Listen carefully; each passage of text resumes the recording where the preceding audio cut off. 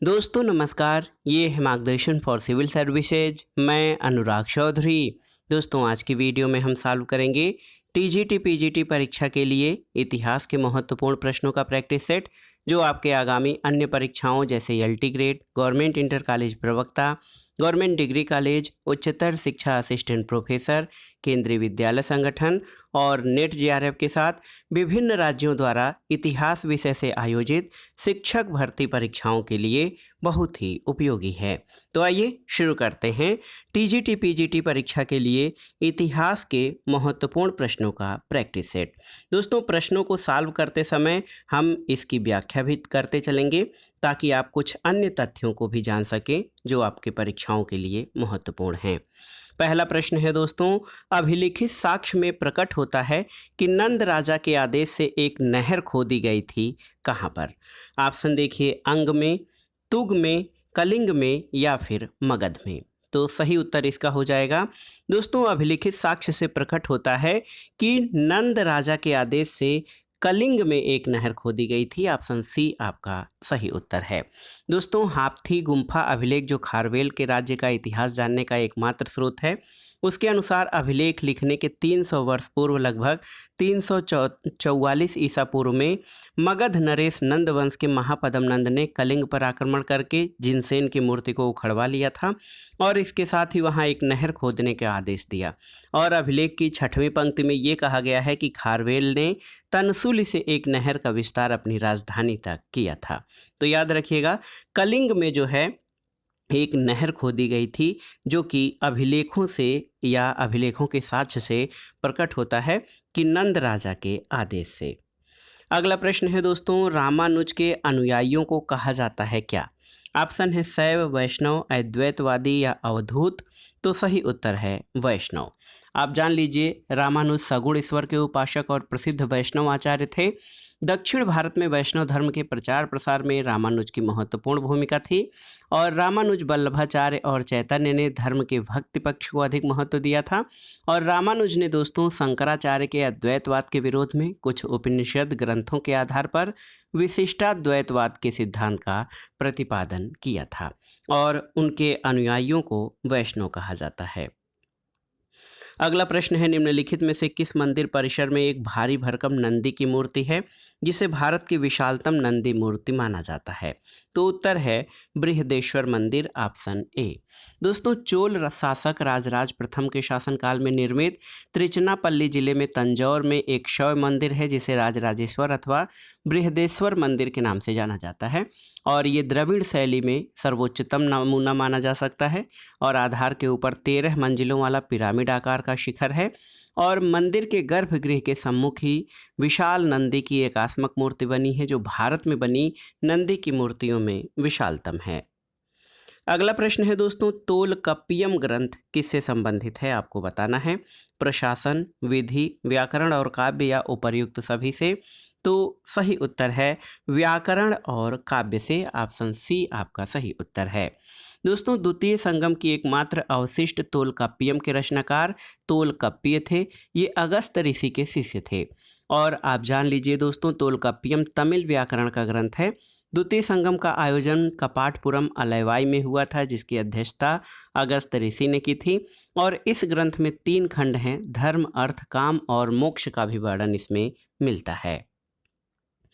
अगला प्रश्न है, सूची 1 का सूची 2 से सुमेलन करना है और दिए गए कूट से सही उत्तर का चयन करना है। तो यहाँ पर आप देखिए, संवत्सरों में विक्रम संवत, शक संवत, गुप्त संवत और कलि संवत दिया है और इसके अलावा इसमें दिया है कि ये कब प्रारंभ हुए थे। तो आप जान लीजिए दोस्तों, कलि संवत 3102 ईसा पूर्व से माना जाता है। चंद्रगुप्त प्रथम द्वारा गुप्त संवत 319 बीस में शुरू हुआ था और 78 ईस्वी में कुषाण शासक कनिष्क द्वारा शक संवत का प्रारंभ किया गया और विक्रम संवत 58 ईसा पूर्व में मालवा के शासक विक्रमादित्य द्वारा प्रारंभ किया गया था और शक संवत को भारत का राष्ट्रीय संवत भी कहा जाता है। तो आप जान लीजिए, विक्रम संवत जो है ये यहाँ पर ऑप्शन डी 4, 3, 2 और 1 हो जाएगा। अगला प्रश्न है दोस्तों, देखिए थोड़ा सा पौराणिक प्रश्न भी है। रामायण के किस कांड में राम और हनुमान की पहली भेंट का वर्णन है? किष्किंधा कांड, सुंदरकांड, बालकांड या उपर्युक्त में से कोई नहीं। तो सही उत्तर है किष्किंधा कांड, ऑप्शन ए। दोस्तों, आदि कवि महर्षि वाल्मीकि द्वारा रचित रामायण महाकाव्य में कुल 7 खंड हैं, जिसमें सबसे बड़ा बालकांड है। बालकांड, अयोध्या कांड, अरण्य कांड, किष्किंधा कांड, सुंदरकांड, युद्ध कांड और उत्तरकांड। रामायण को चतुर्विंशति सहस्त्री संहिता भी कहते हैं, क्योंकि इसमें 24,000 श्लोक हैं। और रामायण के किष्किंधा कांड में भगवान राम और भक्त हनुमान की पहली भेंट होती है। अगला प्रश्न है, सुमेलन करना है प्राचीन स्थल और पुरातात्विक खोज से। तो इसमें स्थलों में आप जान लीजिए लोथल, कालीबंगन, धौलावीरा और बनवाली हैं। तो आप जान लीजिए दोस्तों, जूता हुआ खेत। तो जूता हुआ खेत का साक्ष्य कहाँ से? तो आप जान लीजिए कालीबंगा से मिला है। गोदीबाड़ा के साक्ष्य आप जानते हैं लोथल से मिले हैं।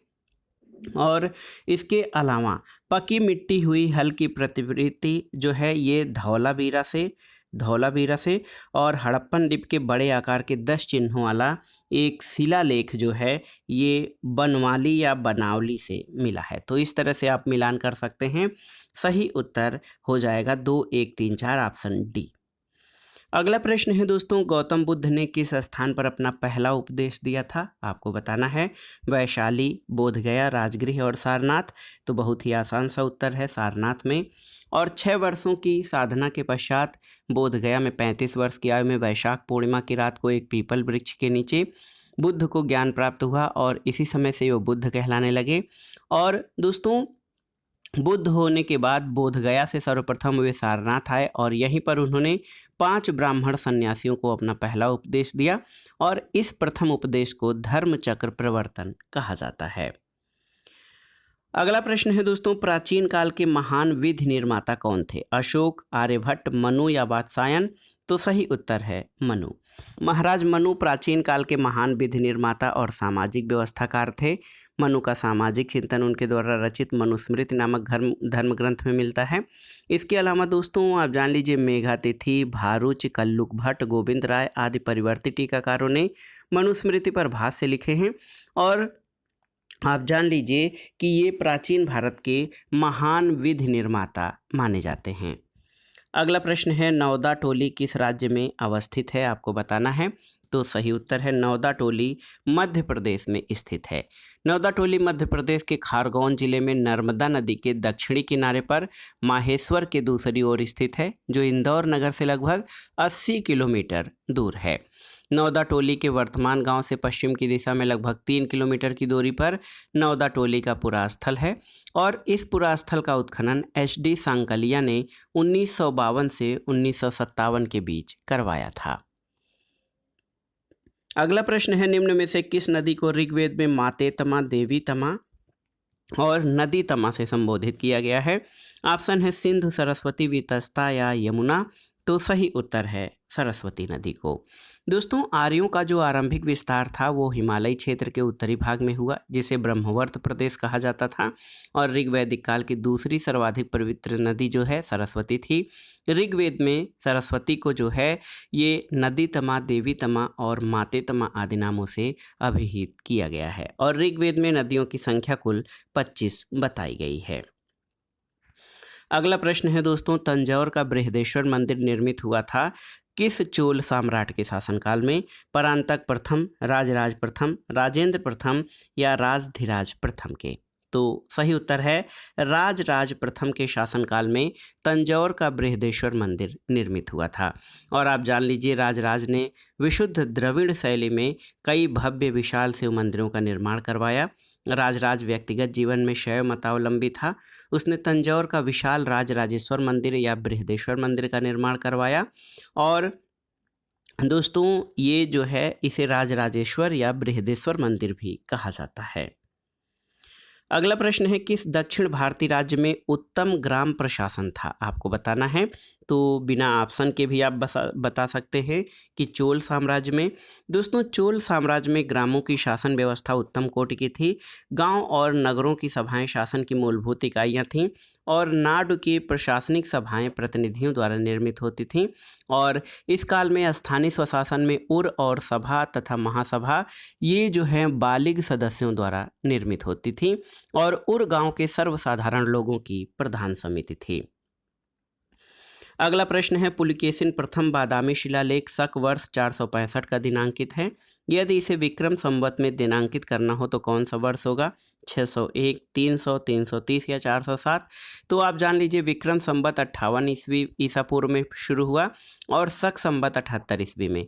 तो जब हम विक्रम संवत से पुलकेशिन प्रथम का बादामी शिलालेख बदलना चाहते हैं तो इसमें 465 प्लस 78 प्लस 58 प्लस 601, तो ये 601 विक्रम संवत हो जाएगा। ऑप्शन ए आपका सही उत्तर है। अगला प्रश्न है दोस्तों, ऋग्वैदिक आर्यों और सिंधु घाटी के लोगों की संस्कृति के बीच अंतर के संबंध में निम्नलिखित में से कौन से सही हैं? तो यहाँ पर आप देखिए, यहाँ पर आपके पास 3 कथन दिए गए हैं, तो बहुत ही महत्वपूर्ण है। इसमें से आपको बताना है कि ऋग्वैदिक आर्य और सिंधु घाटी के लोगों की संस्कृति के बीच अंतर के संबंध में कौन से कथन सही हैं। पहला है कि ऋग्वैदिक आर्य कवच और शिरस्त्राण यानी हेलमेट का प्रयोग करते थे, जबकि सिंधु घाटी सभ्यता में इसके उपयोग का साक्ष्य नहीं मिलता है, बिल्कुल सही है। दूसरा है कि ऋग्वैदिक आर्यों को स्वर्ण, चांदी और ताम्र का ज्ञान था, जबकि सिंधु के लोगों को केवल ताम्र और लौह का ज्ञान था, ये सही नहीं है। ऋग्वैदिक आर्यों ने घोड़े को पालतू बना लिया था, जबकि इस बात का कोई साक्ष्य नहीं है कि सिंधु घाटी के लोग इस पशु को जानते थे, तो ये भी आपका गलत है। केवल और केवल एक आपका सही है, ऑप्शन ए सही उत्तर हो जाएगा। दोस्तों, ऋग्वैदिक आर्यों को सिंधु घाटी के लोगों की संस्कृति के बीच पे अंतर देखा जाए तो वो ऋग्वैदिक आर्य जो है कवच और शिरस्त्राण यानी हेलमेट का उपयोग करते थे, जबकि सिंधु घाटी सभ्यता के लोगों में इसके उपयोग का कोई साक्ष्य नहीं है। इसके पीछे इतिहासकारों द्वारा ये तर्क दिया जाता है कि आर्यों का सर्वप्रमुख कार्य युद्ध करना था। हालांकि हड़प्पा सभ्यता के लोग शांतिप्रिय थे, लेकिन तीर, धनुष, भाला इत्यादि अस्त्र भी हड़प्पा सभ्यता में दिखाई दिए हैं। सिंधु घाटी के लोग घोड़े के विषय में अवगत थे। सुरकोटदा गुजरात में घोड़े की अस्थियों के साक्ष्य मिले हैं और ऋग्वैदिक आर्यों में घोड़े को प्रिय पशु माना जाता था, जिसकी सहायता से वो युद्धों में विजय प्राप्त करते थे। कुछ सूक्तों में दधिका नामक दैवी अश्व की प्रशंसा की गई है और ऋग्वैदिक आर्यों को स्वर्ण और चांदी का नहीं लेकिन तांबे का ज्ञान था और सिंधु घाटी के लोगों को केवल तांबे का ज्ञान था, लोहे का ज्ञान नहीं था। केवल एक आपका सही उत्तर होगा। अगला प्रश्न है दोस्तों, सांची का स्तूप किस शासक के द्वारा बनवाया गया था? बिंबिसार, अशोक, हर्षवर्धन या पुष्यमित्र? तो सही उत्तर है सम्राट अशोक के द्वारा। अगला प्रश्न है दोस्तों, निम्नलिखित में से कौन तमिल रामायण या रामावतारम का लेखक था? आपको बताना है। ऑप्शन है कंबन, कुट्टन, नन्ना या टिक्कण? तो सही उत्तर है कंबन। कंबन तमिल रामायणम या रामावतारम के लेखक थे और ये प्राचीन भारतीय चोल शासक कुलोतुंग तृतीय के शासनकाल में जो है लिखा गया था। अगला प्रश्न है दोस्तों, कथन और कारण से संबंधित है। यहाँ पर कथन है कि जैन धर्म के अहिंसा पर बल ने कृषकों को जैन धर्म अपनाने से रोका। कारण है कि कृषि में कीटों और पीड़कों की हत्या होना शामिल है। तो बिल्कुल सही है, ए और आर दोनों सही हैं और आर ए की सही व्याख्या करता है। दोस्तों, जैन धर्म में किसी भी प्रकार की हिंसा न करने को कहा गया, क्योंकि जैन धर्म कृषकों को जैन धर्म अपनाने से रोका था, क्योंकि कृषि कार्य में कृषि यंत्रों या हल के प्रयोग से कीटों और पतंगों की हत्या होती है। तो कथन और कारण दोनों सही हैं और कारण कथन की सही व्याख्या करता है। अगला प्रश्न है दोस्तों, गौतम बुद्ध के समय का प्रसिद्ध वैद्य जीवक किसके दरबार से संबंधित था? आपको बताना है। ऑप्शन है बिंबिसार, चंडप्रद्योत, प्रसेनजीत या उदयन? तो सही उत्तर ऑप्शन ए बिंबिसार। दोस्तों, गौतम बुद्ध के समय का प्रसिद्ध वैद्य जीवक जो है वो बिंबिसार के दरबार में था। जीवक सालावती नामक गणिका का पुत्र था और आप जान लीजिए मगध का प्रथम राजवंश हर्यक कुल के शासन में आरंभ होता है और इस वंश का पहला ज्ञात शासक बिंबिसार था। अगला प्रश्न है कि तीर्थयात्रा के समय सम्राट अशोक निम्नलिखित स्थानों पर गए, उन्होंने किस मार्ग से अनुगमन किया था? तो यहाँ पर देखिए गया, कपिलवस्तु, कुशीनगर, लुम्बिनी, सारनाथ और श्रावस्ती। तो सबसे पहले वो गया गया, उसके बाद कुशीनगर, फिर आपका लुम्बिनी, उसके बाद कपिलवस्तु, फिर सारनाथ और उसके बाद श्रावस्ती। तो सही उत्तर क्या हो जाएगा दोस्तों? सही उत्तर ऑप्शन बी हो जाएगा 1 3 4 2 5 6। तो आप देख सकते हैं शिलालेखों से पता चलता है कि राज्याभिषेक के 10वें वर्ष अशोक ने बोध गया की यात्रा की। 12वें वर्ष वह निगाल सागर गया और कनक मुनि बुद्ध के स्तूप के आकार को दोगुना किया। राज्याभिषेक के 20वें वर्ष लुम्बिनी गया और वहां का कर घटाकर 1/8 कर दिया। और इस प्रकार अशोक की यात्रा क्रमशः गया, कुशीनगर, लुम्बिनी, कपिलवस्तु, सारनाथ और श्रावस्ती से जो है संपन्न हुई थी। अगला प्रश्न है आधुनिक देवनागरी लिपि का प्राचीन रूप क्या है? आपको बताना है। खरोष्ठी, ब्राह्मी, देवप्री या पाली? तो सही उत्तर है ब्राह्मी। दोस्तों मौर्य सम्राट अशोक के अधिकांश अभिलेख ब्राह्मी लिपि में मिलते हैं और इसी ब्राह्मी लिपि को हम आधुनिक देवनागरी लिपि का प्राचीनतम रूप कह सकते हैं। ब्राह्मी के अलावा भी अशोक ने खरोष्ठी और आरामाइक लिपियों में अभिलेख खुदवाए थे, लेकिन ये संख्या में कम हैं और देश के पश्चिमोत्तर भागों में पाए गए हैं। ब्राह्मी लिपि बाएं से दाएं लिखी जाती थी, जबकि खरोष्ठी लिपि दाईं ओर लिखी जाती थी। अगला प्रश्न है निम्नलिखित में से किसने प्रतिपादन किया कि भाग्य ही सब कुछ निर्धारित करता है, मनुष्य असमर्थ होता है? ऑप्शन है जैनियों ने, बौद्धों ने, आजीविकों ने या मीमांसकों ने? तो सही उत्तर है ऑप्शन सी आजीविकों ने। दोस्तों आजीविकों ने प्रतिपादित किया कि भाग्य ही सब कुछ निर्धारित करता है, मनुष्य असमर्थ होता है। आजीविक संप्रदाय के प्रवर्तक मक्खलिपुत्र गोशाल थे। अगला प्रश्न है दोस्तों आदिशंकर जो बाद में शंकराचार्य बने, उनका जन्म कहाँ पर हुआ था? कश्मीर में, केरल में, आंध्र प्रदेश या पश्चिमी बंगाल में? तो सही उत्तर है केरल में। दोस्तों शंकराचार्य का जन्म केरल प्रांत के अलवर नदी यानी मालाबार तट के उत्तरी किनारे पर स्थित कलादी नामक ग्राम में नंबूदरी ब्राह्मण परिवार में 788 ईस्वी में हुआ था और ये अद्वैतवाद के प्रतिपादक थे। इन्होंने अपने कार्यों को मूर्त रूप देने के लिए देश के चारों दिशाओं, उत्तर में केदारनाथ, दक्षिण में श्रृंगेरी, पूर्व में पुरी और पश्चिम में द्वारका में प्रसिद्ध मठों की स्थापना की। और शंकराचार्य के सुधारों के समय से ही कोल्लम संवत 825 ईस्वी का प्रारंभ माना जाता है और इनके द्वारा हिंदू धर्म के प्रबल प्रचार प्रसार से बौद्ध धर्म को गहरा धक्का लगा था।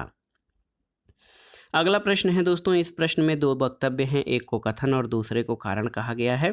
तो यहाँ पर देखिए कथन है दोस्तों, अशोक के राजादेशों के अनुसार धार्मिक निष्ठा की अपेक्षा जनता के मध्य सामाजिक समरसता अधिक महत्वपूर्ण थी।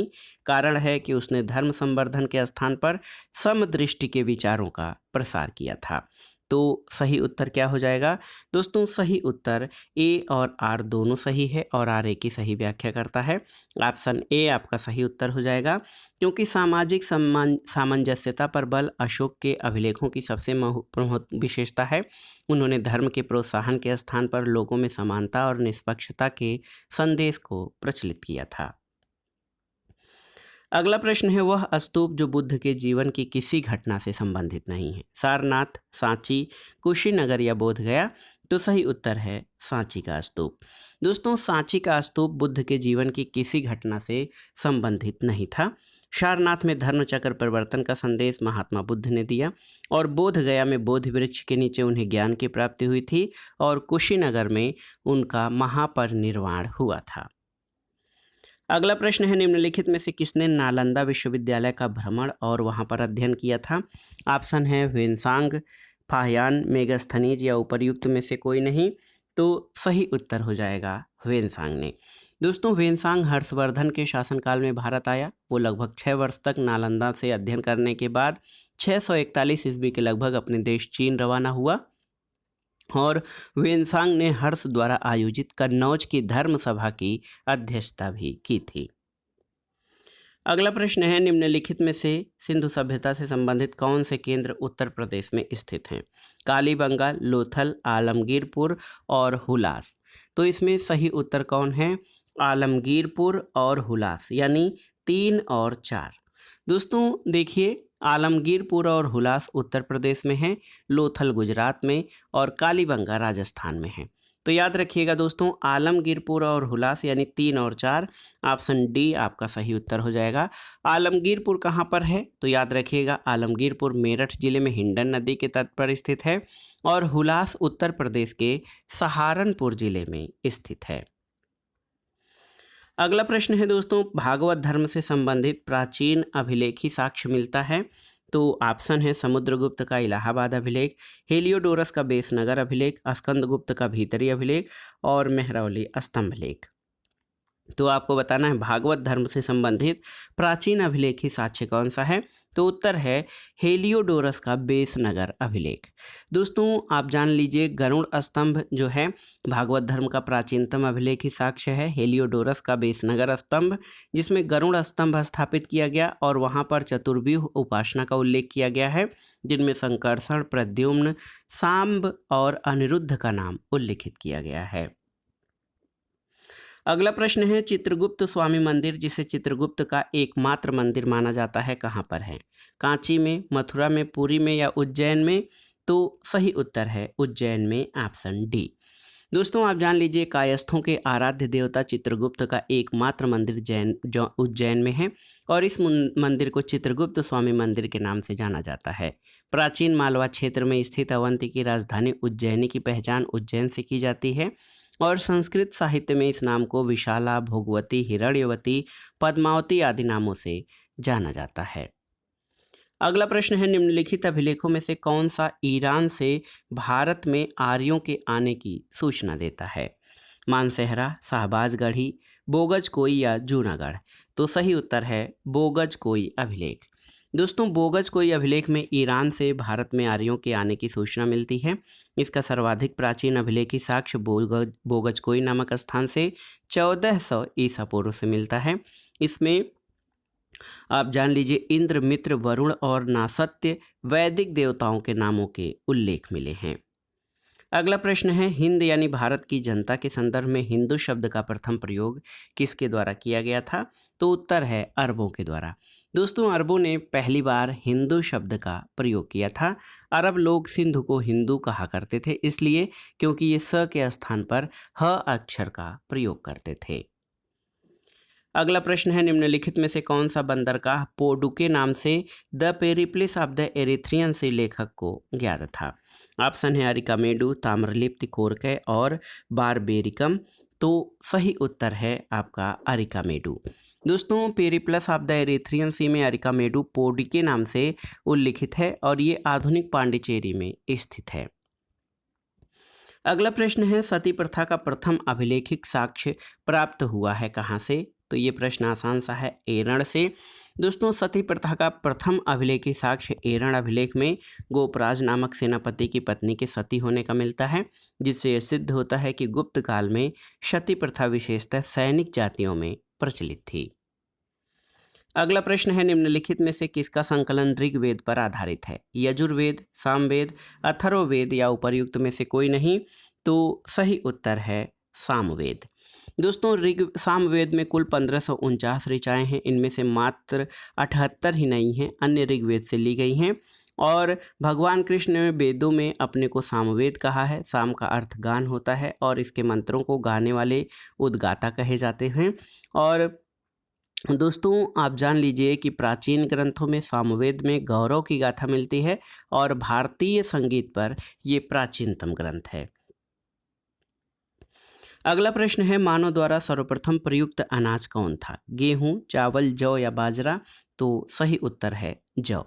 दोस्तों मानव द्वारा सबसे पहले प्रयुक्त अनाज जौ था और नवपाषाण कालीन सभ्यता के प्रारंभ में मेसोपोटामियाई क्षेत्रों में सबसे पहले अनाज को खाद्यान्न के रूप में प्रयुक्त किया गया और इसका प्रमाण 7वीं सहस्राब्दी ईसा पूर्व से मिलता है। अगला प्रश्न है, द्वितीय बौद्ध संगीत का आयोजन कहाँ पर किया गया था? तो पहला राजगृह में, दूसरा वैशाली में। याद रखिएगा, द्वितीय बौद्ध संगीत का आयोजन कालाशोक यानी शिशुनाग वंश के शासक कालाशोक के शासनकाल में वैशाली में 383 ईसा पूर्व में आयोजित हुई थी और इसकी अध्यक्षता साबक मीर ने की थी या सर्वकामी ने। और इस संगीत का उद्देश्य अनुशासन को लेकर मतभेद के समाधान के लिए बौद्ध धर्म स्थाविर और महासांघिक 2 भागों में बांटा गया था। अगला प्रश्न है दोस्तों, सत्यमेव जयते कहाँ से लिया गया है? तो आप जानते हैं सत्यमेव जयते मुंडकोपनिषद से लिया गया है। अगला प्रश्न है, वह हड़प्पी नगर जिसका प्रतिनिधित्व लोथल का पुरातत्व स्थल करता है किस नदी पर स्थित था? तो ये था भोगवा नदी। दोस्तों हड़प्पी नगर लोथल वर्तमान में गुजरात के मध्य क्षेत्र में है। लोथल 1954 में SR राव के द्वारा खोजा गया और लोथल का तत्कालीन हड़प्पा सभ्यता में वह स्थान था जो सिंध और सौराष्ट्र को जोड़ता था और ये स्थल भोगवा नदी के किनारे स्थित था। अगला प्रश्न है, निम्नलिखित में से किसने सोमपुर महाविहार का निर्माण करवाया था? ऑप्शन है कुमारगुप्त प्रथम, हर्ष, धर्मपाल या विजयसेन। तो सही उत्तर है धर्मपाल ने। दोस्तों धर्मपाल गोपाल का पुत्र था, वह एक उत्साही बौद्ध था। उसके लेखों में उसे परम सौगत कहा गया है और उसने विक्रमशिला और सोमपुरी विहार जो कि पहाड़पुर में इनकी स्थापना की थी। धर्मपाल की राजसभा में बौद्ध धर्म के प्रसिद्ध लेखक हरिभद्र निवास करते थे। अगला प्रश्न है दोस्तों, सारनाथ की भूमि स्पर्श मुद्रा वाली बुद्ध प्रतिमा कालांकित है किस काल से? कुषाण काल, गुप्त काल, वर्धन काल या राजपूत काल से? तो सही उत्तर है गुप्त काल से, ऑप्शन बी। सारनाथ की भूमि स्पर्श वाली बुद्ध प्रतिमा गुप्त काल की है और गुप्त काल की 3 बुद्ध मूर्तियों का उल्लेख है। सारनाथ की बुद्ध मूर्ति, मथुरा की बुद्ध मूर्ति और सुल्तानगंज की बुद्ध मूर्ति जो इस समय बर्मिंघम संग्रहालय में है। अगला प्रश्न है, अकबर के द्वारा बनाए गए उपासना भवन का नाम क्या था? तो आसान सा प्रश्न है, इसे इबादत खाना कहते थे। और दोस्तों 1575 में फतेहपुर सीकरी में अकबर ने इबादत खाना की स्थापना की थी और वह इसमें विभिन्न धर्माचार्यों के साथ वाद विवाद करता था। अगला प्रश्न है, दिल्ली के लाल किले में मोती मस्जिद का निर्माण किसने करवाया था? तो उत्तर है औरंगजेब ने। दोस्तों आप जान लीजिए ऑप्शन डी आपका सही उत्तर है। अकबर द्वारा बनवाई गई इमारतों में दिल्ली में हुमायूं का मकबरा, आगरा किला, शीश महल, दीवाने खास, पंचमहल, बुलंद दरवाज़ा, इलाहाबाद का किला आदि है। और आप जान लीजिए कि दिल्ली किले में मोती मस्जिद का निर्माण जो है वो औरंगजेब ने करवाया था। अगला प्रश्न है, दिल्ली का वह सुल्तान जिसने ब्राह्मणों पर भी जजिया कर लगाया था? तो आसान सा प्रश्न है, सही उत्तर है फिरोज तुगलक ने, ऑप्शन बी सही उत्तर हो जाएगा। जजिया जो है गैर मुस्लिमों पर लगाया गया धार्मिक कर था जिसे सबसे पहले कुतुबुद्दीन ऐबक ने शुरू किया था और ब्राह्मणों पर जजिया कर फिरोज शाह तुगलक ने लगाया था। फिर मुगल साम्राज्य में अकबर ने जजिया कर को हटा दिया था लेकिन औरंगजेब ने पुनः इसे लागू किया था। अगला प्रश्न है, निम्नलिखित को कालानुक्रम के अनुसार व्यवस्थित करिए। अहिल्याबाई, दुर्गावती, पद्मिनी और ताराबाई। तो आप जान लीजिए रानी पद्मिनी मेवाड़ के राजा रतन सिंह की पत्नी थीं जिन्होंने जनवरी 1303 में अलाउद्दीन के आक्रमण पर जौहर कर लिया था। तो पद्मिनी 1300 ईस्वी में अगर जो मान लिया जाए। दुर्गावती अकबर के गोंडवाना आक्रमण के समय वहां के शासक वीर नारायण की माता और उनकी संरक्षिका थीं। 1564 में उन्होंने जौहर किया था, 1564 हो जाएगा। इसके अलावा दोस्तों ताराबाई शिवाजी द्वितीय की माँ थीं, तो यहाँ पर 1700 से 1707 हो जाएगा। और अहिल्याबाई होलकर मराठा वंश की शासिका थीं। तो सबसे पहले 3 2 4 1, तो 3 2 4 1 ऑप्शन बी आपका सही उत्तर हो जाएगा। यहाँ पर देखिए प्रश्न जो है 44 का उत्तर बी हो जाएगा। अगला प्रश्न है दोस्तों, भू राजस्व प्रशासन के क्षेत्र में शेरशाह और अकबर के मध्य कौन नैरंतर्य की कड़ी थी? बीरबल, टोडरमल, भगवान दास या भारमल? तो सही उत्तर है टोडरमल। दोस्तों भू राजस्व प्रशासन के क्षेत्र में शेरशाह और अकबर के मध्य निरंतरता की कड़ी टोडरमल था। अकबर ने आईने दहशाला या टोडरमल बंदोबस्त शुरू किया और इस प्रणाली के वास्तविक प्रणेता टोडरमल थे और इसी कारण इसको टोडरमल बंदोबस्त कहा जाता है। अगला प्रश्न है, वह सूफी संत जिसने बताया कि भक्त संगीत के माध्यम से भगवान के पास जाने का एकमात्र तरीका है? तो सही उत्तर है बाबा फरीद, ऑप्शन बी। बाबा फरीद ने भक्त संगीत को ईश्वर के पास जाने का एकमात्र तरीका बताया था और इनका निवास स्थान पंजाब के अजोधन में था और प्रमुख सूफी संत निजामुद्दीन औलिया इनके चहेते शिष्य थे। अगला प्रश्न है दोस्तों, फतेहपुर सीकरी में बादशाह अकबर ने निर्मित करवाया था क्या? मोती महल, पंचमहल, रंग महल या हीरा महल? तो सही उत्तर है पंचमहल। दोस्तों अकबर ने सलीम यानी जहांगीर के जन्म के बाद सूफी संत शेख सलीम चिश्ती के प्रति आदर प्रकट करने के लिए आगरा के निकट फतेहपुर सीकरी नगर की स्थापना की और 1571 में इसे अपनी राजधानी बनाया। फतेहपुर सीकरी में अकबर ने पिरामिड के आकार में पंचमहल यानी हवा महल का निर्माण कराया था। अगला प्रश्न है, वह प्रसिद्ध जैन विद्वान कौन था जिसका अकबर बहुत सम्मान करता था? तो ये थे हरिविजय सूर्य। अकबर जैन धर्म के आचार्य हरिविजय सूर्य से काफ़ी प्रभावित था। वो जैनाचार्य हरिविजय सूर्य का बहुत मान सम्मान करता था। और दोस्तों आप जान लीजिए कि हरिविजय सूर्य को उसने जो है जगत गुरु की उपाधि दी थी। अगला प्रश्न है, दिल्ली में पुराने किला के सामने खैरुल मंजिल नामक मस्जिद का निर्माण किसने करवाया था? ऑप्शन है हमीदा बानो बेगम, सलीमा सुल्तान, जी अंगा या माहम अनगा। तो सही उत्तर है माहम अनगा ने। दिल्ली के पुराना किला के सामने खैरुल मंजिल नामक मस्जिद का निर्माण माहम अनगा ने 1561 में करवाया था। माहम अनगा जो है अकबर की धाय माँ और संरक्षिका थी। अगला प्रश्न है, निम्नलिखित पर विचार कीजिए जिन्होंने लॉर्ड वेलेस्ली के साथ सहायक संधि की थी और उनके द्वारा की गई संधियों का कालानुक्रम आपको सेट करना है। तो यहाँ पर हैदराबाद, मैसूर, अवध और सिंधिया। हैदराबाद ने 1798, मैसूर 1799, तंजौर 1799 और अवध 1801 में।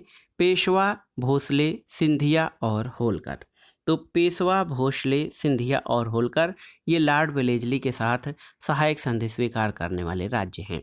तो सबसे पहले हैदराबाद हो जाएगा, उसके बाद आपका आएगा मैसूर, फिर आएगा जो है मैसूर, फिर अवध, फिर सिंधिया। तो ये ऑप्शन ए आपका सही उत्तर हो जाएगा।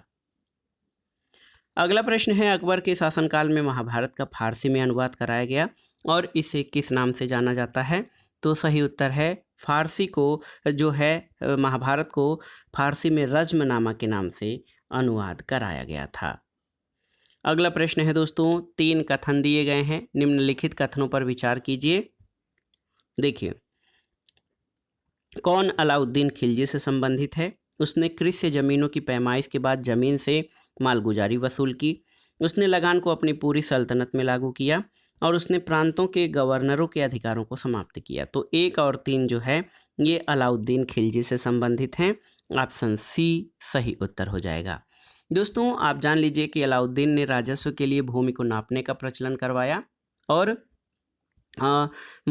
जिसको मसाहत कहा गया। इसके अलावा उसके समय में गवर्नरों के पास विशेष अधिकार नहीं थे और अलाउद्दीन की लगान व्यवस्था संपूर्ण साम्राज्य में समान रूप से लागू नहीं की जा सकी थी, लेकिन भूमि की पैमाइश करके कृषकों से सरकारी कर्मचारियों द्वारा लगान वसूलने की व्यवस्था दिल्ली और उसके समीपवर्ती क्षेत्रों पर लागू हुई थी। अगला प्रश्न है, जामा मस्जिद किस विश्व स्थल में स्थित है या शामिल है? तो सही उत्तर है जामा मस्जिद फतेहपुर सीकरी उत्तर प्रदेश में स्थित है। अगला प्रश्न है दोस्तों, होयसलेश्वर मंदिर कर्नाटक में कहाँ पर स्थित है? हलेबीडु, वारंगल, हम्पी या हावेरी? तो सही उत्तर है ये हलेबीडु में है। होयलेश्वर मंदिर भगवान शिव को समर्पित एक मंदिर है जो कर्नाटक के हलेबीडु नामक स्थान पर है। इसका निर्माण 12वीं शताब्दी में राजा विष्णुवर्धन के काल में हुआ था। अगला प्रश्न है, निम्नलिखित में से कौन सिंचाई कर लगाने वाला दिल्ली का प्रथम सुल्तान था? तो उत्तर है फिरोज शाह तुगलक। ऑप्शन सी सही उत्तर हो जाएगा। दोस्तों सिंचाई कर लगाने वाला दिल्ली का प्रथम सुल्तान फिरोज शाह तुगलक था और विस्तृत नहर प्रणाली के निर्माण के उपरांत उसने उलेमा की स्वीकृति के बाद हक ए शर्ब नामक सिंचाई कर लगाया जो भूमि की उपज का 10% होता था। अगला प्रश्न है, निम्नलिखित सूफी शाखाओं के किस एक में संगीत निषिद्ध है? चिश्तिया, कादिरिया, सोहरावर्दिया या नक्शबंदिया? तो सही उत्तर है नक्शबंदिया।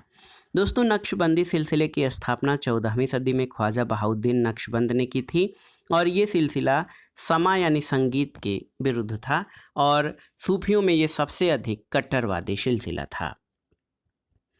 अगला प्रश्न है दोस्तों, तूतीय हिंद अमीर खुसरो का जन्म कहाँ पर हुआ? पट्टी में, पाटली में, पटियाली में या पटियाला में? तो सही उत्तर है पटियाली में। दोस्तों तूतीय हिंद अमीर खुसरो का जन्म 1253 में पटियाली में हुआ था और ये वर्तमान में कासगंज जनपद में स्थित है। अगला प्रश्न है, मुगल सम्राट जिसने तंबाकू के प्रयोग पर निषेध लगाया था। ऑप्शन है अकबर, बाबर, जहांगीर और औरंगजेब। तो सही उत्तर है जहांगीर ने। दोस्तों जहांगीर, मुगल सम्राट जहांगीर का शासनकाल 1605 से 1627, इसमें उसने तंबाकू पर निषेध लगाया था और अपने शासनकाल में न्याय की जंजीर के नाम से सोने की जंजीर आगरा दुर्ग के शाह बुर्ज और यमुना के तट पर एक पत्थर के खंभे के बीच लगवाई थी। अगला प्रश्न है, मुगलों की दरबारी भाषा क्या थी? आपको बताना है। तो सही उत्तर है फारसी। अगला प्रश्न है दोस्तों, मुगल शासनकाल का पहला भारतीय हिंदी भाषा के विद्वान कौन था? मलिक मोहम्मद जायसी, अब्दुल रहीम, मुल्ला वजही या चंदबरदाई। तो सही उत्तर हो जाएगा मलिक मोहम्मद जायसी। दोस्तों मुगल साम्राज्य में मलिक मोहम्मद जायसी पहले हिंदी भाषा के विद्वान थे, जिसने प्रसिद्ध जो है काव्य या महाकाव्य पद्मावत की रचना की और ये अलाउद्दीन खिलजी और रानी पद्मावती पर आधारित थी और इसकी रचना शेर शाह सूरी के काल में हुई थी। अगला प्रश्न है दोस्तों, पानीपत का दूसरा युद्ध किसके बीच लड़ा गया था? तो उत्तर है अकबर और हेमू। तो यहाँ पर देखिए, पानीपत का द्वितीय युद्ध 1556 में मुगल बादशाह अकबर और हिंदू सम्राट हेमचंद्र विक्रमादित्य के बीच हुआ था। अकबर की सेना का नेतृत्व बैरम खां के द्वारा किया गया था और कहा जाता है कि हेमू ये युद्ध लगभग जीत चुका था, तभी एक तीर उसकी आंख में लगा और पासा पलट गया और इस युद्ध में अकबर विजयी हुआ था। अगला प्रश्न है, 1 नवंबर 1858 को महारानी विक्टोरिया का घोषणा पत्र पढ़कर लॉर्ड कैनिंग ने कहाँ पर सुनाया था? तो उत्तर है इलाहाबाद और इसका वर्तमान नाम प्रयागराज है। अगला प्रश्न है दोस्तों, मीर बख्शी मुगल साम्राज्य का प्रमुख होता था किस क्षेत्र का? तो उत्तर है मीर बख्शी दोस्तों सेना संगठन का प्रमुख होता था। अगला प्रश्न है, निम्नलिखित में से कौन अवध का प्रथम नवाब था? तो ऑप्शन है आसफुद्दौला, शहादत खान, शुजाउद्दौला या सफदरजंग। तो सही उत्तर क्या हो जाएगा? Saadat Khan, option B. दोस्तों अवध के स्वतंत्र राज्य की स्थापना 1722 में सआदत खां यानी बुरहान मुल्क ने की थी और ये ईरानी शिया गुट का सदस्य था, जिसने सम्राट मोहम्मद शाह रंगीले ने जिसको अवध का सूबेदार नियुक्त किया था। सआदत खां के बाद उसका भतीजा सफदरजंग अवध का नवाब बना था। अगला प्रश्न और आज की वीडियो का आखिरी प्रश्न है, निम्नलिखित में से किस सिख गुरु ने अमृतसर शहर की स्थापना की थी? तो उत्तर है गुरु रामदास। दोस्तों सिखों के चौथे गुरु, ये 4th गुरु थे। सिखों के चौथे गुरु गुरु रामदास ने 1577 में अकबर द्वारा दी गई 500 बीघा ज़मीन पर अमृतसर शहर की नींव रखी थी और वर्तमान में अमृतसर में सिखों का सबसे बड़ा गुरुद्वारा स्वर्ण मंदिर स्थित है और यहाँ शुरू में गुरु रामदास का डेरा हुआ करता था। तो दोस्तों ये था आज का वीडियो टीजीटी, पीजीटी और एलटी ग्रेड परीक्षा के लिए भारतीय इतिहास के महत्वपूर्ण प्रश्नों का प्रैक्टिस सेट, जो आपके रिवीजन, तैयारी और प्रैक्टिस में बहुत ही महत्वपूर्ण होगा। आप इन प्रश्नों को सॉल्व कर लीजिएगा। वीडियो आपको कैसा लगा हमें कमेंट बॉक्स में ज़रूर बताइएगा। वीडियो को लाइक करें, शेयर करें और इस चैनल मार्गदर्शन फॉर सिविल सर्विसेज को सब्सक्राइब करें। वीडियो देखने के लिए धन्यवाद दोस्तों। नमस्कार।